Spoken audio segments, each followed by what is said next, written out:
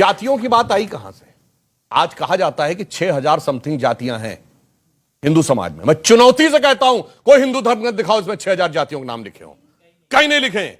सबसे पहले 2385 जातियां किसने लिखी? हर्बर्ट रिस्ले, ब्रिटिश संसद कमिश्नर 1901 में उसने सारी जातियों के नाम लिखे। दूसरी बात बताता हूं, अगर उसने फिर 1931 की जो आखिरी जनगणना जाति के आधार पर हुई उसमें 4114 जातियां हैं। अगर 4000 भी थी तो ये किसमें लिखा जाना चाहिए था? अल्फाबेटिकल ऑर्डर में।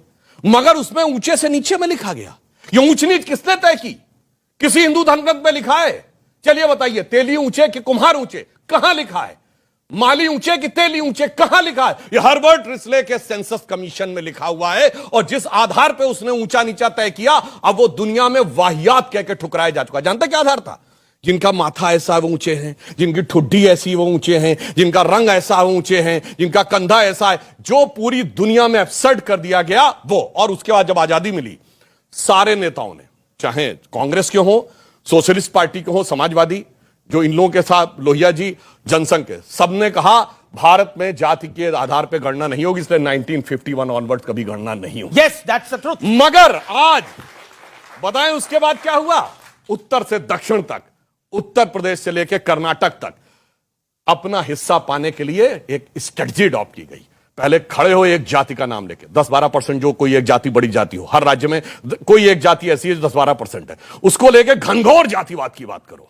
जब वो वोट कंसोलिडेट हो जाए तो हर राज्य में 10% से लेके 20% तक मुस्लिम है, फिर घनघोर सांप्रदायिकता की बात करो। जब 20-25% वोट हो जाएगा तब आप प्लेयर बन जाते हैं, और प्लेयर बनने के बाद आप तो शासन में आ जाते हैं। अब दूसरे को आना है, वो उससे ज्यादा कट्टरता की बात करेगा, वो उससे ज्यादा। अब मैं पूछना चाहता हूं, जो इन्होंने बात कही सामाजिक न्याय की बात, जब लालू प्रसाद यादव जी मुख्यमंत्री बने थे 1990 में, तो वो जाति के प्रतीक नहीं थे। तब कहते थे गरीब गुरबा की सरकार है। फिर अपने को संकुचित किया, दलित पीछे हो गया, पिछड़ा नेता बन गए। फिर संकुचित किया, यादव नेता बन गए। तभी नीतीश कुमार जी छोड़ के आए थे ना, कहते हमारे साथ अन्याय हो रहा है, तभी छोड़े थे। और जब असली सत्ता देने की बात आई तो यादव को भी भूल गए। मैं, मेरी बीबी, मेरा साला, मेरा बेटा, मेरी बेटी, मेरा दूसरा बेटा। तो आखिर में ये जितने लोग आपको जाति का चूरन देते हैं, ये हकीकत में सिर्फ लॉलीपॉप दिखाते हैं सामाजिक न्याय की, और अपनी झोली अंदर भरते हैं। इसलिए एक पंक्ति में याद रखिए, एक लाइन, स्वतंत्रता का अमृत काल है। तो बस याद रखिए, ये मत सोचिए स्वतंत्रता के सारे कार्य पूरे हो गए हैं स्वप्न सब साकार कैसे मान ले हम, टल गया सर से व्यथा का भार कैसे मान ले हम। राष्ट्र को हैं लोग भूले, स्वार्थ है युग मंत्र सारा, वर्ग जाति विभेद की अब बह रही है कलुष धारा। इस अमा के तिमिर को अब अरुणिमा क्या मान ले हम, टल गया सर से व्यथा का भार कैसे मान ले।